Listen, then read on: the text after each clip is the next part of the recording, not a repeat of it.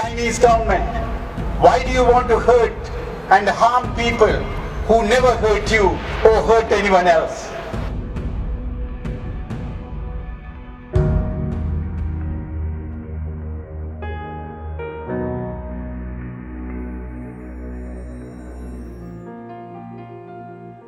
Falun Gong is amazing. I mean, it's the most beautiful thing I've ever come across. You know, I mean, health is superb. I haven't seen a doctor in 15 years or even taken an aspirin. Was prostate cancer, but our bodies get together, and my soul is very good. In just a few months, I completely changed. I quit alcohol, drugs, and all that lifestyle. The practice of Falun Gong makes me so happy and peaceful, and thinking of others first better than about myself. You have been teaching Canadians how to be healthy.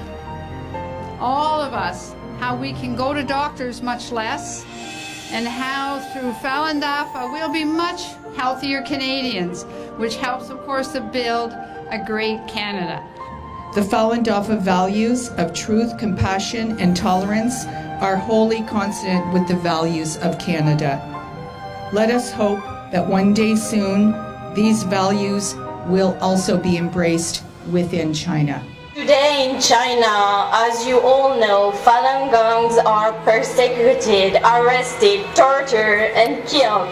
The government launched a nationwide persecution to eradicate the traditional and peaceful spiritual practice of Falun Gong. This follows the principles of truth, compassion, tolerance. The persecution of Falun Gong is one of the worst human rights abuses in the world. It is absolutely wrong. It must stop immediately. Today, there are tens of thousands of Falun Gong practitioners have been imprisoned in China for their non-violent peaceful activities. Falun Gong practitioners never harmed anyone. They just did their own prayers or meditation on their own. That's the question we want to ask Chinese government. Why do you want to hurt and harm people who never hurt you or hurt anyone else?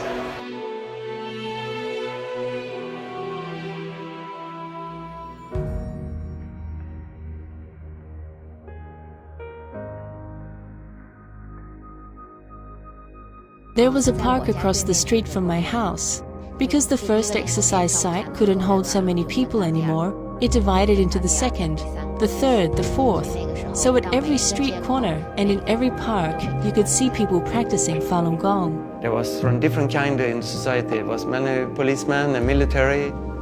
It was just fundamental part of society at that time, and everybody knew somebody who practiced. Falun Gong is a traditional practice of self-cultivation, a practice of slow-moving exercises, meditation, and studying of the principles of truthfulness, compassion, and tolerance, and trying to adopt those into your life.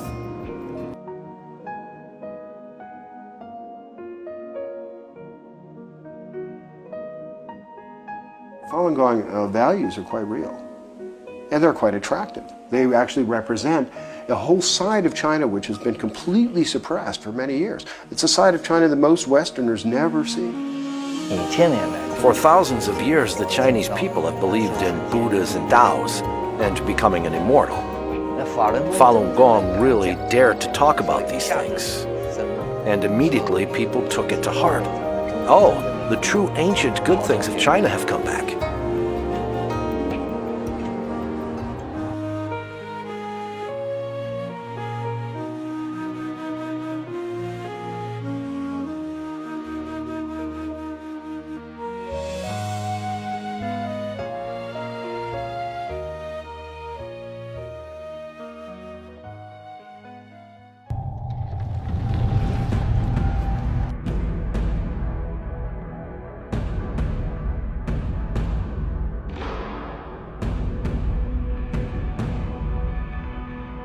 Every 10 years or so, the party starts a persecution of a minority, and mainly, I think, to instill fear in the general population.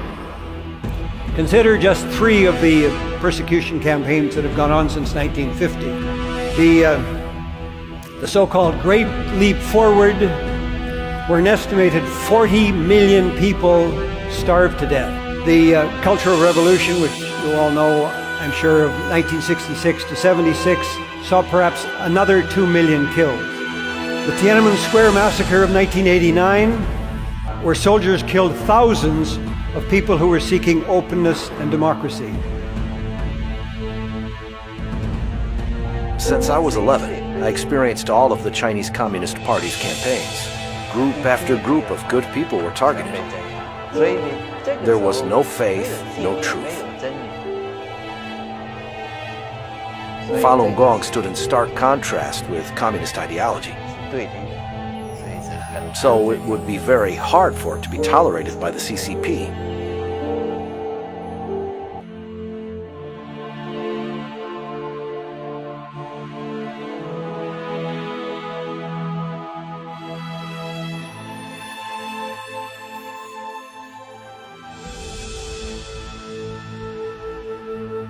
The government decided to frame Falun Gong as an enemy. Some of the most obvious ones are that it had become already larger than the Chinese Communist Party in terms of its membership.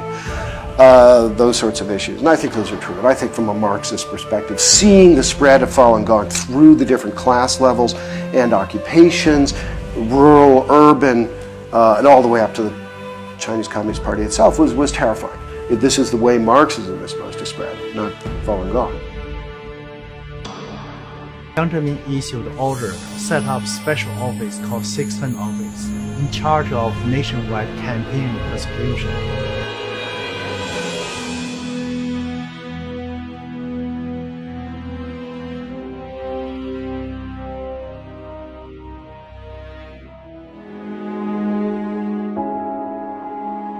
People were disappearing.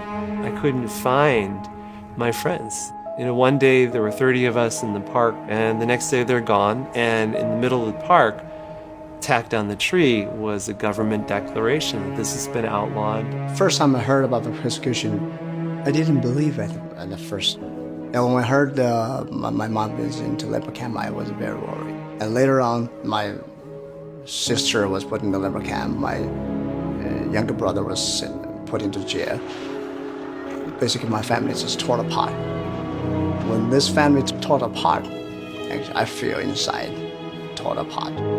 Common criminals, rapists, murderers, thieves, drug addicts, were at the top of the pyramid. They were given control of the labor camp in a sense. Underneath the guards, they were given control, and they always had high status. At the same time, Falun Gong has a code of nonviolence, a code of passive resistance. And this made them very vulnerable to the conditions inside their individual cell blocks. I often hear the sounds of electric batons, and frequently in the middle of the night, I hear heart-wrenching screams from practitioners. She took the electric baton. When she was beating me, it felt like it was directly piercing through my heart. It was like my entire body started convulsing, like it was going to fall apart. The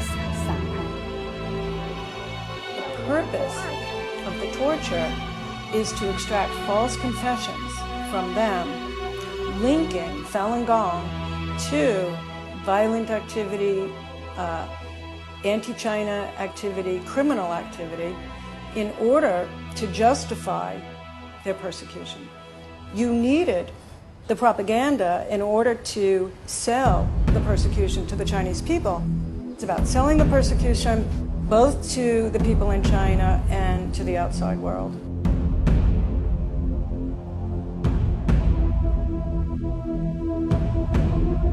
Essentially, it's a process of demonizing and dehumanizing, incessant propaganda. It may say, Falun Gong says, well, we're not political. Well, no, it's not. But the point is, everything in China must be subordinate to the political in the Chinese Communist Party's mind. It must be either harmless and innocent and frivolous, or it must be, if it is to have any seriousness, then it must be subordinate. We've actually had a case in the courts in Canada where it was ruled that Falun Gong is not a cult. And if you look at, as you said, all the indicia of cults, it is not one. And it's simply a part of this demonization that goes on. It's an easy term to throw out. David and I have met Falun Gong practitioners in probably 50 countries. Or even more, maybe. Yeah. Okay. All walks of life, all ages, all backgrounds, all education. I've found them to be a wonderful group of people. Yeah, I mean, I wouldn't disagree with any of that. I mean, Falun Gong, first of all, it's not even an organization because it's a set of exercises with a spiritual foundation. Yeah. Everything's on the internet. You don't pay anything. You don't sign up to anything. You can start whenever you want. You can stop with it whenever you want. You don't even have to tell anybody you're doing it. Their principles are very simple and ethical, and I mean all of that is true. I think part of the problem we're faced with is that accepting Falun Gong for what it is means accepting the persecution for what it is. People are hesitant to admit that for a number of different reasons. I mean, it impacts their interaction, the economics, and it's just the horror of what's happening. If you look what's happening in China with the Catholic Church, the Communist Party appoints bishop, and with the Buddhism, they've got their own Panchen Lama, and Islam, they have their own imams, but they can't do that with Falun Gong. And because they can't control them by appointing somebody who is the head of Falun Gong, the persecution is the only way out, which is to a certain extent explains the persecution, but also explains their strength, because the Falun Gong cannot be destroyed in that way by appointing somebody the communists decide to appoint as their head, because there is no head.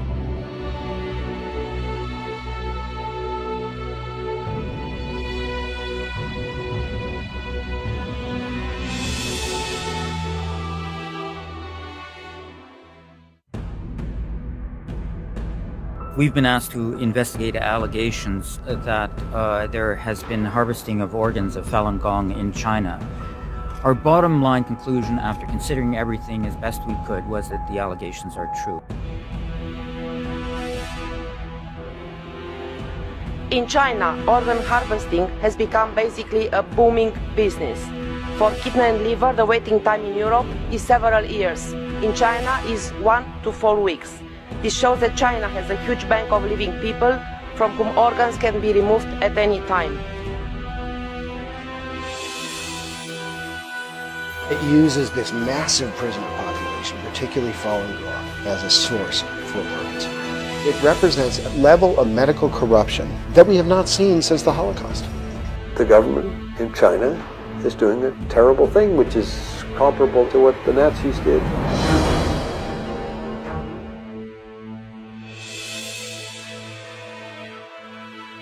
This is a crime against humanity.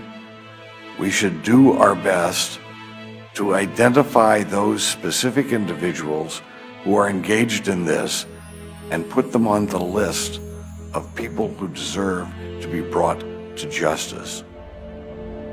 It is the European Parliament's obligation to condemn decisively the actions of the Chinese government.